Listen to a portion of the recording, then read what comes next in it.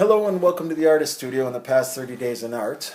I think if we were to look at the last time I published one of these videos, we'd actually see that it was something more like 120 days in art. That's the way it goes sometimes, and to tell you truthfully, this is a period of mass transition. Not only physically, but mentally as well. Probably the biggest thing over the past 120 days is that I moved studios and living spaces. I did that in order to cut expenses, and truthfully, I cut my expenses by over 60% simply by making the decision of moving out of a two-bedroom apartment and just renting a room with all included. Although I cut my workspace by a fair bit, one of the benefits has been that even though I had a workspace in the last place, I was under a great deal of stress trying to make it through every month, so the stress was maybe on a subconscious level. So stress was actually taking away from my ability to actually create art. On a mental level, it's pretty exasperated. I don't know if that's a real word, but it's something I'm going to use. I was pretty tired of working all the time and getting the same results. I know that I'm creative, resourceful, imaginative, and I make compelling works of art. Nonetheless, I have yet to achieve what I was looking to achieve. So what I do is I thought I'd spend some time in the workshop of my mind, which is the imagination, and look at my beliefs and look at what might be holding me back and what might be able to take me forward. And the truth is, I realized that probably the largest thing holding me back was a series of negative beliefs. I was a firm believer in the starving artist, and I lived that life for years and years. My biggest influences as a young man were artists like Van Gogh and Modigliani, and we both know that each of those artists created wonderful, wonderful works of art, but at the same time, it cost them their lives and everything else. I also believed that at one point I would be a successful artist. I was expecting this the past number of years, partially because of the story of Matisse, and maybe that shows that I'm an art history geek, but it's the truth. Around 40 years old is when things really started to roll for Matisse. And to tell you truthfully, I started working on those efforts over the past number of years. Working on those efforts included working on the way I saw things in my mind. The problem was not a conscious one, but it was actually a subconscious one. And anybody who knows me knows I spent a lot of time studying self-development, which is what it is. So even though I was a starving artist, even though I was a starving artist, I had not realized the great amount of successes I had, and therefore I was only concentrating on the negative aspects. If I was to think about the successes I've had, I would say the amount of blog hits I had, it's pretty cool. I've had scholarships. There's always been something positive. Yet I was always concentrating on the negative, which was the lack of sales. Therefore, the ideas I had weren't necessarily focused on the idea of the great things. What I was focused on was being a starving artist, and as such, I starved. You see, I realized probably in 2010 that a great deal of the time I spent making my art, concentrating, going throughout my day, I had negative dialogue in my head. It affected all sorts of aspects of my life, not just the art. I kept making good art, but to tell you the truth, it was always hard to have a job. It was always hard to make it through to the end of the month.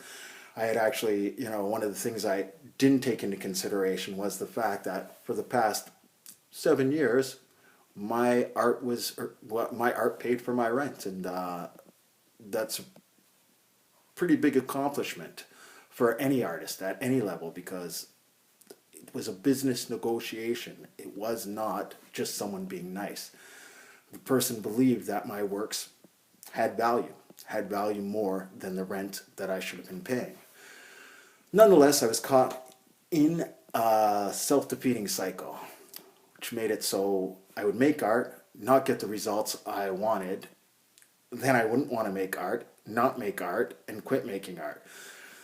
I made the decision therefore, I knew it was time to look inward, and I made the decision to delve into my mind. Really, I knew everything I really went into the past number of months, years ago. I had to refine the ideas, and I had to come to an understanding of how to implement it. As such, I decided to shut it all down and just spend time imagining. Uh, I decided that no matter what I was going through in a real level or in reality, I would keep a very strong concentration of what I wanted in my reality. Now, you might ask yourself, so what changed? And the truth is, nothing changed. As a matter of fact, on an external level, if you were to look at my life, you'd probably think I was in a worse position than I was before, as I'm living in a rented room with everything included, with two roommates I don't really know. On another level, on an internal level, things are going incredibly well, and the results that I've been coming up with have been fantastic. Such as just the fact that I found a room in the year 2015 for rent with everything included and Wi-Fi for $310 a month. So you might wonder how this has affected art or what I might have created. And the truth is, I've spent most of the time mind mapping. And as I said, if you don't know what a mind map is, I'll just show you some ideas. That's one of my ideas, the Little Virgin collection. That's the life I want. Even mind map my past 30 days in art. And I'm mind mapping my career. Oh, I don't know what just happened. I don't know if that threw the video off, but we'll check that out, and this is almost done. So through this all, I've gotten a very clear, through all these mind maps and through my imagination, I've gotten a very clear vision of what it is exactly I want. You might say, who cares? What good does that do you? The truth is, what I found is it has given me a very serious direction, and I keep working in that direction.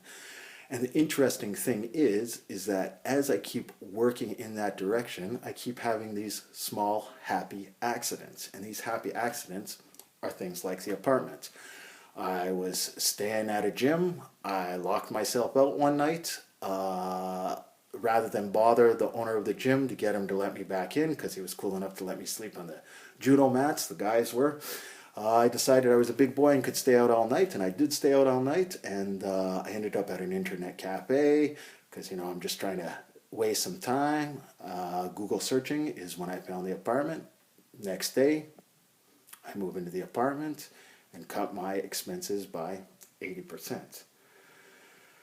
So, art doesn't really matter at this point, and that might sound awful. I still have the urge and desire to draw. Right now, the truth is, I don't have the facilities to draw, and all I really need is a pencil and sketchbook. So yes, I have that, but to fulfill my artistic vision on a greater whole, I don't have what I need. So I'm drawing here and there, and I'm writing, and that's great. But really, the transitions I made in my life over the past little bit are what is going to lead me to the next level. And often I feel right now like I'm in one of those crazy movies where there's some guy, just your average Joe, who's stuck in this lot in life, a position in life, and you see him, and he's a janitor living in a closet of a gym, as a matter of fact, or something like that.